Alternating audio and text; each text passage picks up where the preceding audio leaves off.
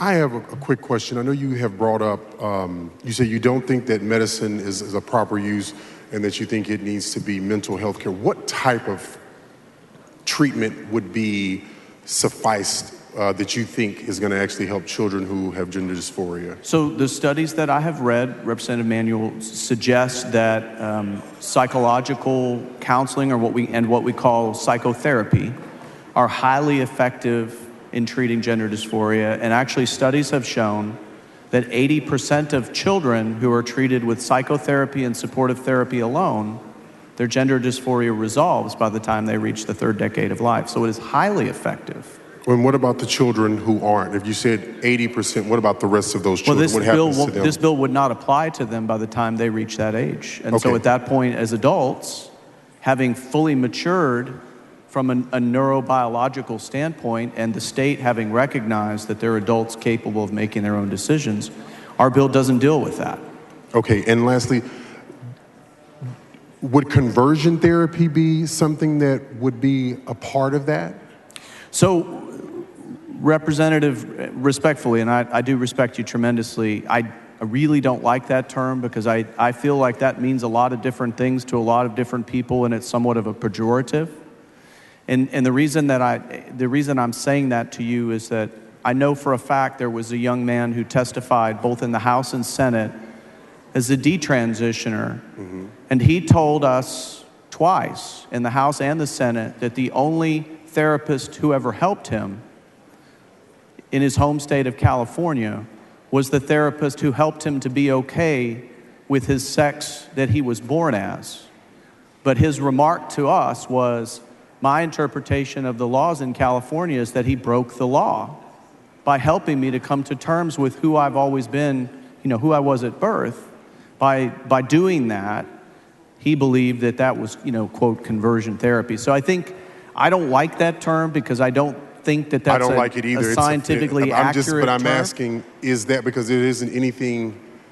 I'm trying to get to the legislative intent and make sure that conversion therapy or whatever you want to call it is not something that is being used against children who have gender dysphoria, however you want to label it. That's why I'm just trying to make sure it's just a license.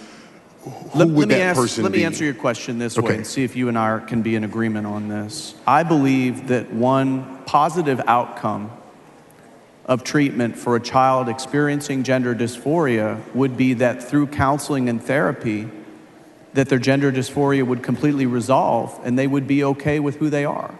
Okay, and what kind of would you support counseling? that? Yes, I'll just say this. Because I think that's a great outcome. I support parents and doctors making their decisions, but at the end of the day, my biggest thing is finding out who actually is going to be able to assist, since we're taking medications that you're saying that you believe are not effective.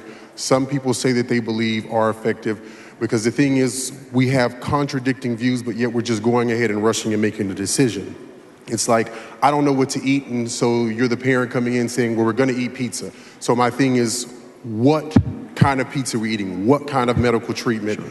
Where are these children going to be going? What is their ramifications that we can make sure that we are codifying into this law, knowing exactly where these children are going and not going? Because whether you like the word conversion therapy, and I have a great deal of respect for you, now I'm not trying to be adversarial, but I want to get to the impact, because as I stated earlier with Representative Johnson's amendment, doing this the wrong way causes children to be harmed. And this is not me speaking from an article. This is from a child who tried to commit suicide until he was 27. So this is very real, very serious for me. This is me being in this body since I was 18, listening to debates like this, leaving here feeling like the place where I was supposed to be the most protected was the place where I was the most hated. And it was best for me to not be here and exist. So I want to make sure that these children are safe, and I want to know what is the intent and where are they going to go. That's the only thing I'm asking. And I promise this is not a get your moment, got your run off. I just want to know what is the version, because this is and you know this is the brain. That's right, I get it. And children, and we keep talking about them developing, I need to know they're developing brains, they're developing minds. Who's informing that? Because that's vitally important. And that's what I'm trying to get to. So is it therapists? Is it psychotherapists? Is it, whether you like the word or not, conversion therapists? That's all I'm just trying to get to the bottom of. I understand. And I think that you said a lot, but I think that the short answer to your question is that I think mental health therapy, and I'm not here to pick winners or losers there. The bill actually doesn't deal with mental therapy, and that is intentional because we believe that has been shown conclusively to be maximally beneficial to a child struggling with gender dysphoria. Now, I want to be honest with you, and you and I are friends.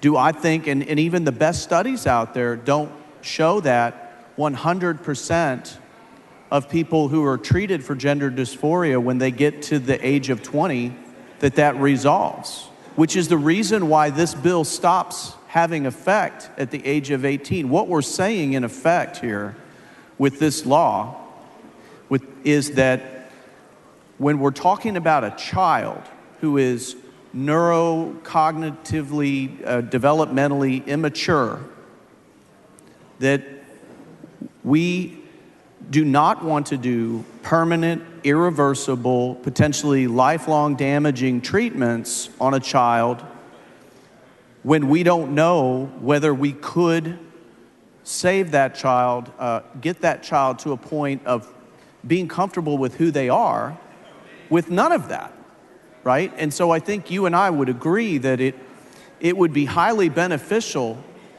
for a child that was struggling with gender dysphoria, if that could be treated without drugs and surgery. I think we would agree that would be preferable than undergoing the risks and the possible lifelong complications and the sterility and the dependence on hormones and all of the other problems. You know, when we talked about this bill, in addition to talking to families and other folks, we also heard from detransitioners.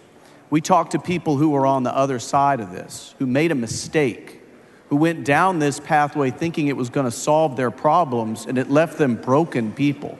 But not children, though. We didn't listen to, the children have never said that. But I digress.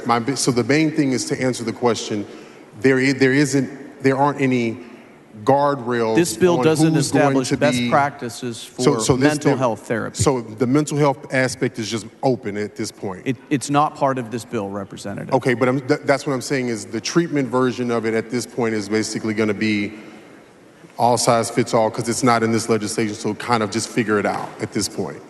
Like for the mental health aspect of a child dealing with gender dysmorphia is, if your parents want you to go to a psychologist, if your parents want you to go there, the gentleman's time has expired. Okay, that's what I want to check.